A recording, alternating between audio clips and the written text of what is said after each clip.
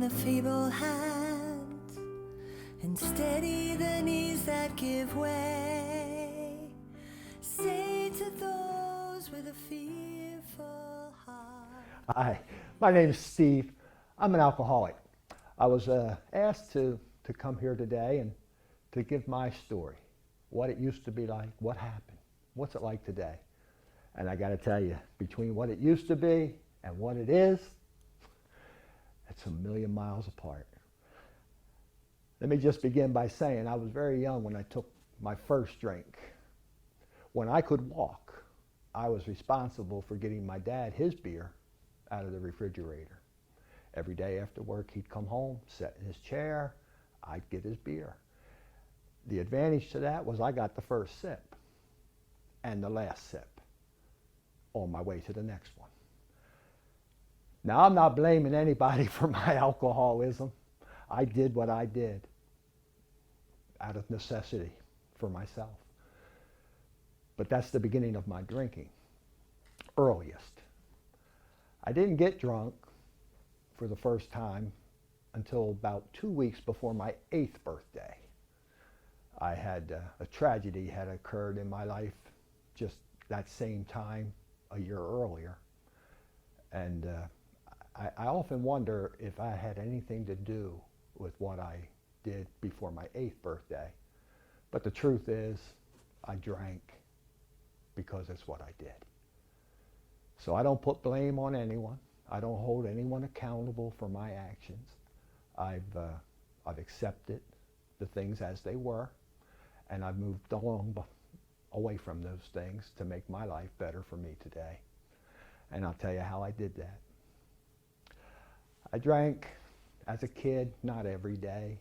No kid can drink every day, but when I did drink, I was always anticipating the next one. I can honestly say I don't think I've ever enjoyed the one I had in anticipation of the one that was coming. Could never do one. That wasn't in my DNA. It's funny. I often say today, I could never tell the truth about my drinking. When I was young and drank a couple of beers or so, and my friends would say, "Man, you've been drinking?" I would exaggerate how much I drank. I had, 10 beers. I had 2. But I would tell them I had a lot more than that. As I got deeper into my alcoholism, I still couldn't tell the truth about how much I drank. And I would come home from work and my wife would say, "You've been drinking." And I'd say, "Yeah, I had 2 beers.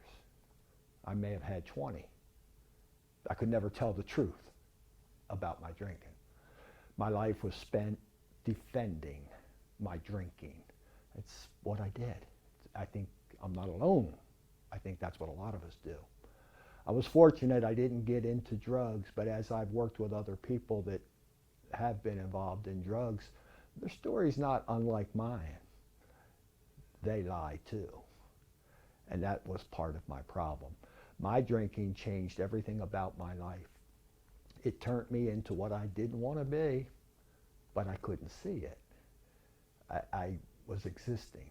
I was living in a world that I created for myself, and I made it my world. So lying was part of the game. Lying was a part, cheating, stealing, whatever had to be done. That's what I did. As I got older, my drinking certainly progressed. If you think your drinking is the same as it was when you started, reflect back on what it was like when you first started. I think you'll see there's a difference in it. If you're drugging, if you feel it's the same as it was at the beginning, reflect back for a moment. I think you'll see it's nowhere near what it was like. It's changing. It's stealing more from you. Your life may not even be yours anymore. You're being ruled and dictated what to do, when to do it by these addictions. I say that because that's what I see in my past. That was my life. I never struggled with the thought of a God. I had an aunt that took me to church when my family didn't. She must have seen something in me. There was 4 children in my family, and this lady would come to my house Sunday morning and take me to church. The other ones didn't have to go. For some reason, she took me. Looking back on that, she saw something. I can see that now. I thought she was a pain in my backside, dragging me to church at the time. But I got a foundation at that. I learned about God. And I did come to believe that God could and would. Anything at all. But I never asked him to help me with my drinking. I was afraid he would. And I didn't know what that would look like. So I didn't ask. I was perfectly content being Steve. I'm just doing what I do. This is me. This is what I do. It's one of the lies I told myself and other people. Anyone would question my drinking, they were no longer on my friend list. They had no business watching what I was doing. It wasn't their business. It was my business. So I dropped friends quickly and often. And once I dropped them, you were dropped. How many old friends do you have? I have few, but I have a heck of a lot of new friends today. And I understand what the word friend means today. It's not about what I can get, what they'll give me. It's about me being on equal terms with them, looking out for their welfare as they looked out for mine. I drank for 39 years, from the time just before my 8th birthday to my 40th. This is funny. This is great. I thought I was 47, but I didn't know how old I was. And I couldn't figure it out. The math was too complicated. I would go, you're born in 51, and 51 to 61 to 71 to, 51 to 61 to 71 to 80. I just couldn't do it. It wasn't worth it. I was somewhere around 47, so I said I was 47. I found out after I got into sobriety that I was 47 2 years. I was never 46. I was 46, they tell me, by the math, when I got sober. I got sober in April the 28th of 1997. I just celebrated my 20th anniversary 4 days ago. And I'll tell you how it happened. I did believe in God, and I did go to church. My wife and I attended actually a Tuesday night prayer service that we had at the church I attended at the time. And we went to that every Tuesday night. There'd be about 20 of us in a room, and we would pray for people. I never asked them to pray for me. I didn't want them in my business. I was drinking really heavy at the time, but they didn't seem to know it. If they did, they didn't show it. I don't believe they knew. It's a well-kept secret. I never told anyone in my house that this is a secret, but somehow I transmitted that to everyone in my home. My drinking was off limits. We don't talk about it. We don't discuss it with one another, and we certainly don't discuss it outside with anyone else. Shame, but it's the way it was. So I went to this prayer meeting, and it was my normal routine to sit down and quietly get peace within myself. And I'd been drinking a lot that day. I bought a quart of vodka at 10 minutes after 1. My wife still has that receipt. She won't let it go. At 4:30, I was down to the last inch of that bottle, and I went home, had a couple beers, and prepared to go to the prayer meeting. Wow. Went to it, sat down, tried to calm myself, put myself in the position that I could pray for those people that really needed it. Not me. And I just couldn't get comfortable. So I'm asking God, Lord, come. Give me the words, give me the prayers that I can help these people bring their message to you. And he didn't do it. He didn't come. That was very unusual because he, in the past, always did. I always felt his presence in my life, but not that night. I was very concerned about it. It was troubling, to say the least, because it had never happened before. And I couldn't figure out why it was happening now. Sat at that prayer meeting for an hour and never felt his presence the way I felt it before. And I was beside myself. Couldn't figure that out. So we went home after that night, and my wife was upset. She could tell that I probably drank a little more than I normally do, and she would have been right. And she went upstairs to bed, which left me alone to drink a few more beers. So I did. I watched a little TV, drank a few more beers, and in the back of my mind, I kept thinking about that absence that I had, that experience at the church. It was troubling. Eventually, I went up to bed. I get in my bed, I fall asleep, passed out, I don't know. Sleep and passing out were kind of the same thing. But I went to sleep. And in the course of that night, I had an experience that I can't really put into words other than to say it was like a dream, but it was more than a dream. It was more of a vision, more of a communication that happened that God did for me. He asked me a lot of things. He said, Steve, what are you doing? What are you doing? And of course, my response to him asking that was, no, what are you doing?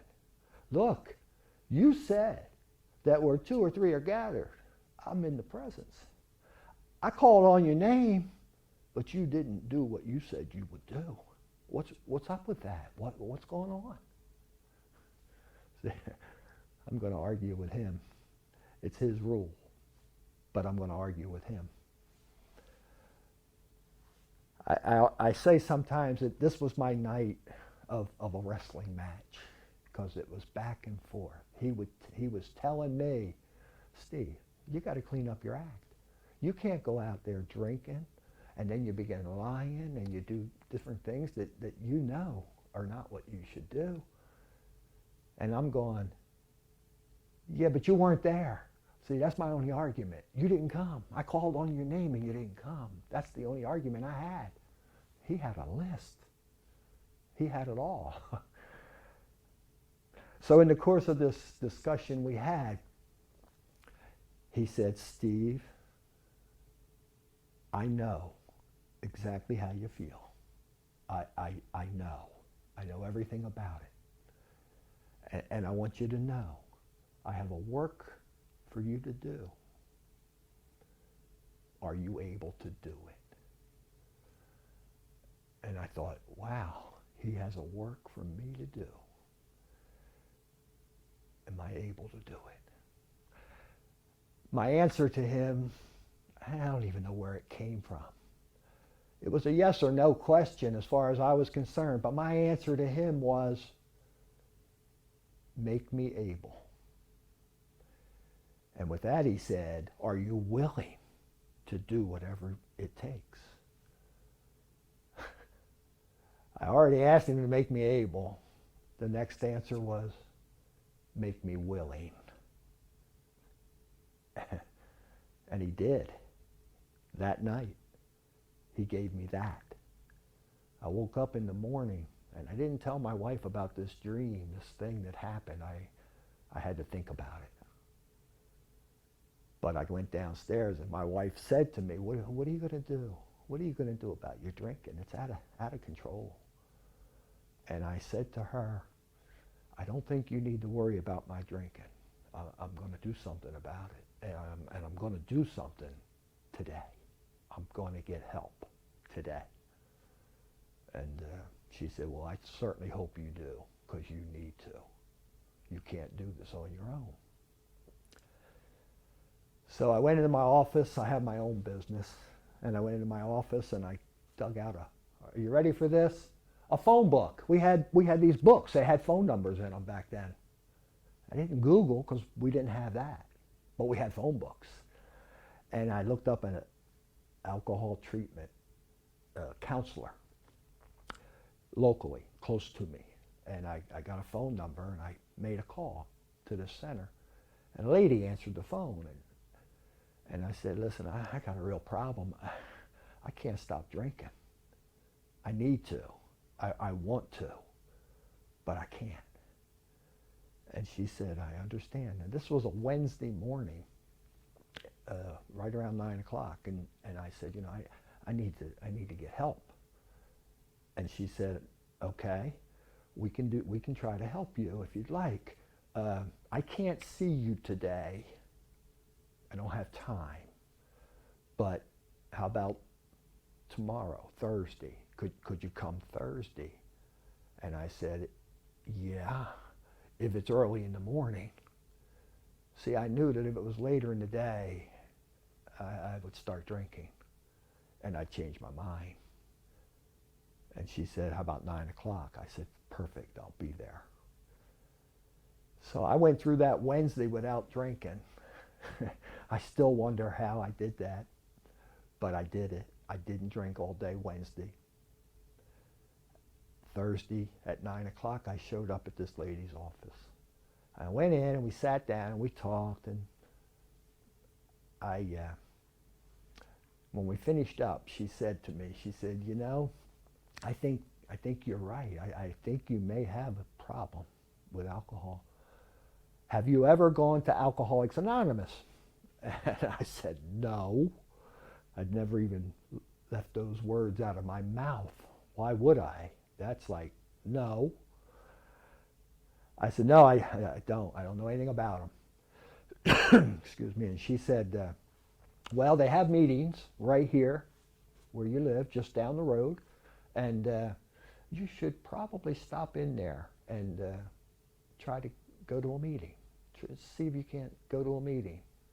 Maybe every day, if you have to. She said, this is the phone number. Try calling them and see when they have meetings, or stop by. And, you know, they'll have a schedule there, I'm sure, of their meetings. So I said, okay, I'll do that. And I made an appointment for her for the next Wednesday, or next Thursday. And I left. That's when the struggle started. I pulled out of the parking lot of that counselor's place, and I came up the hill of the driveway, and directly across the street was a strip shopping center. And at one end of it was a deli that sold beer that I'd been to before. And I'm sitting at the stop sign, and I'm looking at that deli, and I'm thinking, you know, maybe you ought to get a six-pack before you go down and check out this place. It made sense to me that I needed that in order to get help. And I sat there looking at that building, and I thought, don't be a fool. You're on the right path. Go. Just go. And I pulled away. And I drove down to where she said this clubhouse was. When I got down there, I looked, and there's nothing to identify it as a Alcoholics Anonymous clubhouse or anything. No signs. And I'm looking around, and I discovered that they're no longer there. I went in, got my phone. I had a cell phone. Had a great big bag. I kept it in. That's what it was. Big bag cell phone. held it with two hands. And I called the number. And I got a recording that said the number was no longer in service. And I thought, what a weird thing to have. That lady gave me the phone number, and it's not the right number. And she gives me the address, and it's not even the right place. There's nothing here. I got in my truck, and I drove down the road.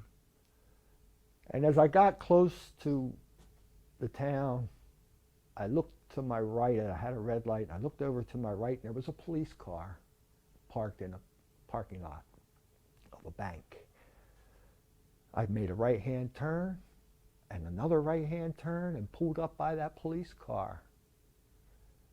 An alcoholic doesn't want to ever talk to the police.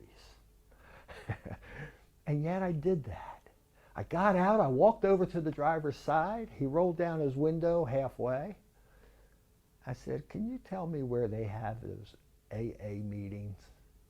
And he looked at me, and he looked out his windshield, and he said, that building right there, 2nd floor.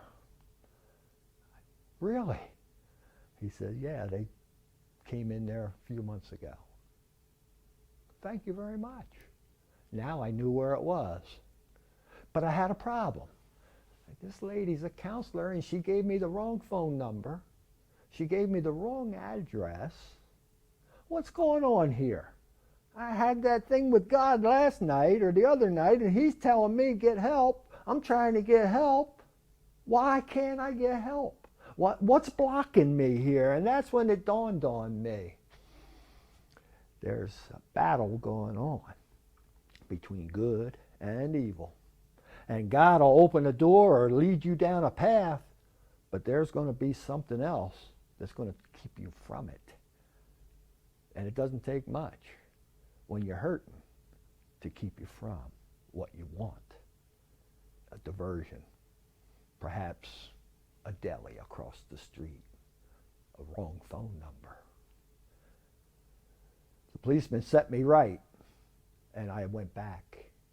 There was no cars in the parking lot, so I didn't bother going at that time. But I came back at lunchtime, and they were having a new meeting.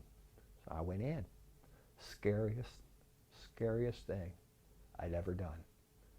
I sat down at a table, and everybody in that room knew that I wasn't there before, knew that I was new. So I went into this meeting. It was the scariest moment of my life at that point. I walked in, there's a lot of people. I had a long table with chairs on both sides, and I didn't know anything. I knew nothing about this.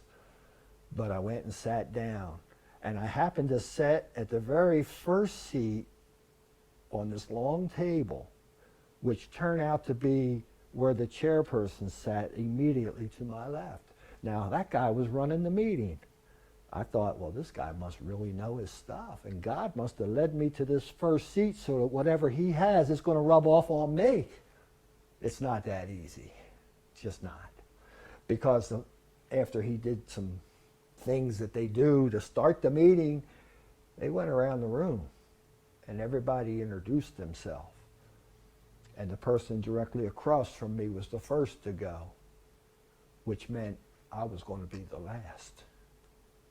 That was scary, because they said their name, and they said I'm alcoholic. Oh my God.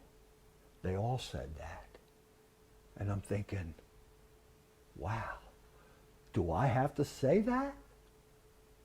So while they're going around, I'm not listening to any names. I'm just worried now about, can I say that? Do I believe that? Everybody in the room said their name, and I'm an alcoholic. And it came my turn. Sweat was dropping off me. I was sick in my stomach. I was very jittery to begin with. My hands, I was trying to keep them from shaking. They knew. They knew. And the way they knew is because I find out later they all started in the same place I did. Scared to death. And I was scared to death. The person to my right said their name, said they were an alcoholic, and I felt I had nothing else I could do. Came to me and I said my name, and for the first time ever, I said, I'm an alcoholic. I can't explain to you what happens, but when you do that for the first time, it's like something passes through you. A weight is lifted off of you. It's like you're draped in a wet blanket and it's rolling your shoulders and you're falling forward. And all of a sudden, you can sit up. And its weight has been lifted somehow. I can't explain it. But I felt it. And I believe it to be true. No one pointed to me. No one did anything special because I was there for my first time. But after the meeting, people came to me and they said, come back tomorrow. What are you going to do tomorrow? And I said, well, I don't know. What am I supposed to do? And they said, you're supposed to come back. Come back tomorrow. And they gave me a meeting list and told me I should read this book. And I thought they were going to give me the book. They made me buy it. I give those away today, but I bought that one. So I bought the book. They gave me a list. They invited me back. I thought, wow, something's wrong with these people. They're inviting me back? I mean, I didn't think I was worth a whole lot. And a lot of them said, you know, we have meetings here 3 times a day. 3 times a day. You could come. This 12 o'clock. This is a good meeting. We read this book. You need to know that book. This would be a good meeting for you to come to. And let us read that book to you. See, they kind of knew that I couldn't make sense of what they were reading. It's just my brain wasn't working that way, and I had trouble ingesting what was being read. But they talked about what they read afterwards, and that helped a lot. And I thought, well, if the book's that important, then I need to read this book, but I know I can't, so I'm coming to this meeting. And they told me they had a 5:30, they had an 8:30. Come back. You can come back as much as you want, they said. You can come to as many meetings as you want. So I went home that evening and told my wife that I went to the meeting. She was happy, but she was still not too happy with me. And I don't blame her. I wouldn't have been happy with me. I would have been running from me if I could. But that was my introduction into the 12-step programs that are made available to all of us, whether you're drug addicted or alcoholic, have sexual problems, have any problem you have. They've got a 12-step program for today, from eating disorders through you name it. They've got it. Take advantage of those opportunities. You can learn a lot about yourself when you do that. I promise you this, you attend enough of those meetings and somebody's going to walk in that door and they're going to tell your story as closely as it can be told. And wow, that's when you realize that you're not alone. I am not the only one. There's a room full of people that are just like me. I remember in my early sobriety, I didn't trust the guys that said they had 10 years. They didn't. How can you go 10 years? 10 years? Nah, he's lying. But that attracted me because he's lying. And I know how to lie. The guy that said he had 30 days, I could believe him. Maybe. I mean, it's possible. 30 days is possible. Why, my goodness, I already have like 3 days. I could probably do 30 days. And they told me to do 30 days. And somebody suggested that I do 90 meetings in 90 days. He said, that's the best thing you can do for yourself. Make 90 meetings in 90 days. My first week of Alcoholics Anonymous introduction, I did 3 meetings a day because that's how many they had. If they had 4, I'd have done 4, but I did 3. 3 a day, every day. I had my 90 meetings within the first 30 days. But the key wasn't the 90 meetings. The key was the 90 days. Something happens when sobriety starts taking over. There's a world of difference between the first 30 and the 60 to 90. Sanity is being restored. I started thinking on a different level. I could read. now and understand what I was reading. You know, I would share at meetings, and they would say, keep coming back. I've come to realize that I was insane sharing, and what I was sharing wasn't making a lot of sense, and they knew that. But rather than tell me, you're nuts, they said, keep coming back, keep coming back. You're doing great, you're doing good, really doing good. They encouraged me every day, every day. My wife encouraged me. I was a very blessed man to have a wife that wanted me to be what I could be, to be all I could be. My children were very gracious to me and accepted the fact that I needed help with a problem that I couldn't do on my own. And I loved it when I looked on the wall and I saw those steps, and it told me that, you know, first thing I have to do is admit that I have no power when it comes to drinking. I've got no power over that. But God does. God can do what he does, even though I can't. And I had to believe in that. I had to trust in that. Plus my encounter with him confirmed that this is where I need to be. And I spent a lot of time there, many years, setting up. I did every job there was. In the beginning, all they'd let me do was dump ashtrays, because you could smoke in the buildings back then. And boy, did they smoke. Wow. But I dumped ashtrays, put chairs, straightened up the chairs, and that was my job. And they asked me if I'd do that job every day. And then they gave me a key and asked me if I'd make coffee every day. And I made coffee every day.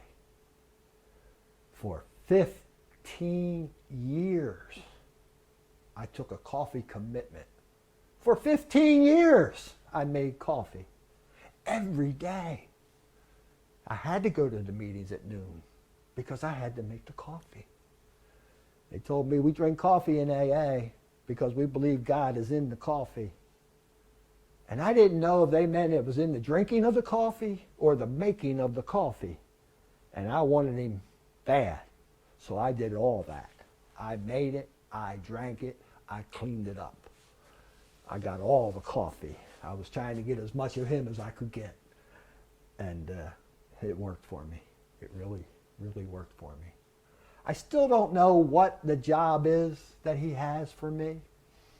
I was working with a young fellow one day, and I told him that story, and I said, God told me, I have a work for you. And he said, what is it? What have you done it yet? Do you know what it is?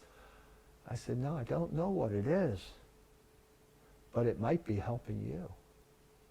Perhaps my work is helping you. And he said, oh my God, it could be, couldn't it? He's got 2 years now, I believe. He's doing great. He's doing great. And that's a blessing, you know. I didn't think in the beginning that I could stop drinking. I didn't think I could stop lying. I didn't think I could stop doing any of the things I did. My mind was just turned around. But when I made that connection, when God came, did what he did, started me on a path, I saw the world for what it is. Everything has an opposite. There's right in the world. There's wrong. There's honesty. There are lies. There's good. There's evil. And if you think you're on a path of goodness, watch out. Because the evil one is right behind you. Because there's a God. There's a counterpart. Don't let that counterpart get you again. You're free. Be free. I can go wherever I want to go today. I can do anything I want to do today. The only thing that limits me today is me. It's me. I can put limits on me. I choose to go free, happy, joyous. That's my life today. I still have my own business. I still work. I enjoy life. I love talking to people about recovery. I try to help as many people as I can. I can't do for you, but if I can put you on a path so you can do for yourself, The rewards, you can't even go there. You can't even imagine. A fellow told me in my first year, he said, write down everything you want out of life. Write it down now. Put it in an envelope. Put it in your book and open it a year from now and see what's happened. And I did. And I wanted all those important things. I don't want to hurt from drinking anymore. I don't want people to hate me anymore. I don't want my wife to look at me like I'm sick. I don't want my kids to ignore me anymore. I wrote them down. They were important to me. And I put them in my book. And a year later, I opened that envelope. I had gotten everything I wrote down had completely turned around to benefit me. And so much more. I just wanted to not drink. I didn't want to hurt from not drinking. Boy, I sold myself short. God had a whole lot more for me. And all I had to do was a simple set of rules. Don't drink today. No matter what happens, don't do it today. Think on it. Tomorrow, if you have to, do it. But don't do it today. It's amazing what a day will do. I can't tell you how many times my mind flipped in the course of a night. From wanting to, having to, I've got no choice in this, to what the heck was I thinking? I can't pick up a drink today because here's what'll happen. I never drank one.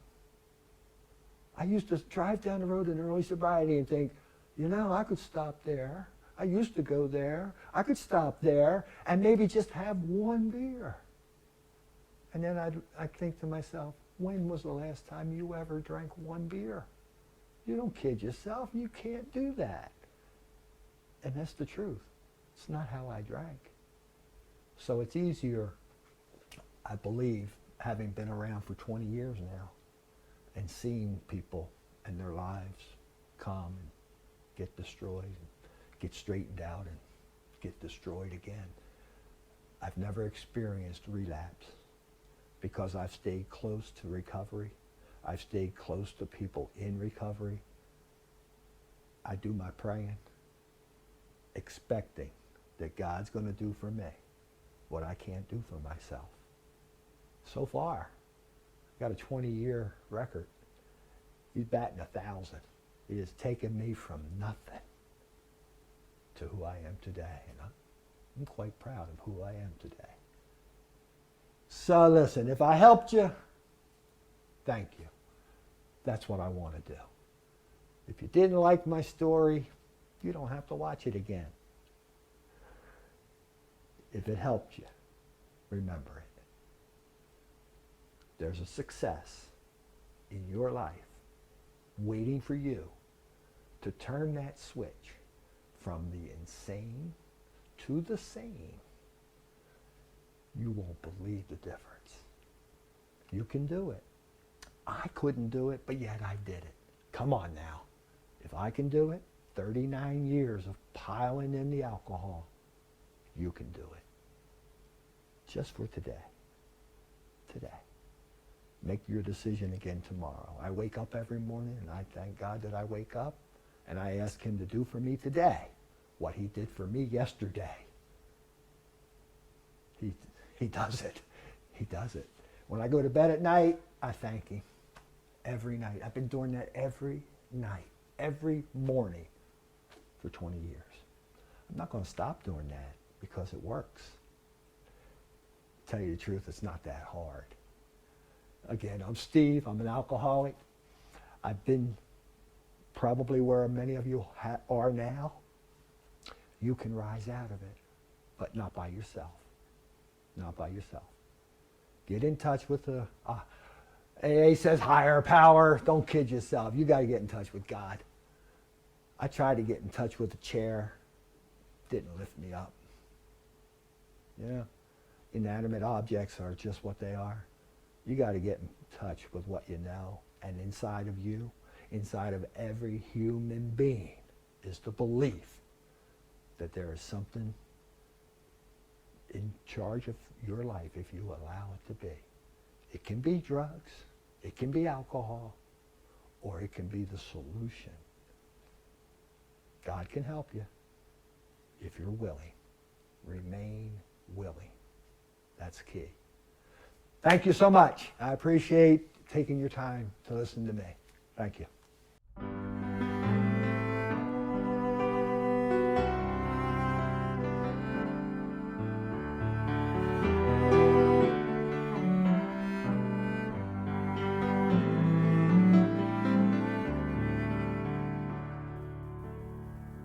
Strengthen the feeble hands and steady the knees that give way. Say to those with a fearful heart, be strong and do not fear. Your God will come.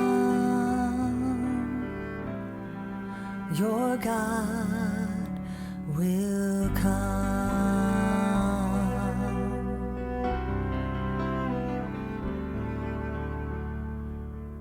Strengthen the feeble hands and steady the knees that give way. And say to those with a fearful heart, be strong and do not fear. Be strong and do not fear. Your God